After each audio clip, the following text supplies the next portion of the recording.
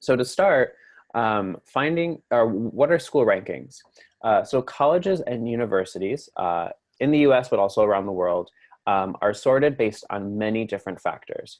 So a couple of those factors I'm going to talk about in the next slide. But rankings are typically done by magazines, newspapers, websites, governments, or academics. Um, they are ranked.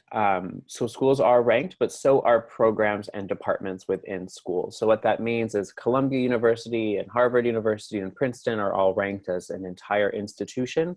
But within the school, you can also have rankings of Princeton's math program is better than Columbia's math program, or maybe Princeton's psychology program is not as good as Columbia's psychology program. So even though you can look at the institution as a whole, it's also important to look at how different programs and majors are ranked as well. To be fair, rankings are not perfect, and they can be very biased at times depending on who is doing the ranking. I'll talk about that a little bit later, but you want to make sure that you're understanding who is publishing the results of their rankings, and understand that rankings are not a perfect picture. They're not going to give you the full understanding of how great a school is.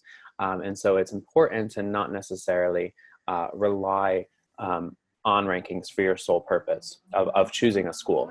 So rankings are not depictive of the entire school, and they should not be used as the primary source of information when picking a school. I firmly believe that when you are picking a school, and I'll talk about this also a little bit later, that there's basically a process you should go through to make sure that you're comfortable at the school, that the school has the right type of geography or culture for you.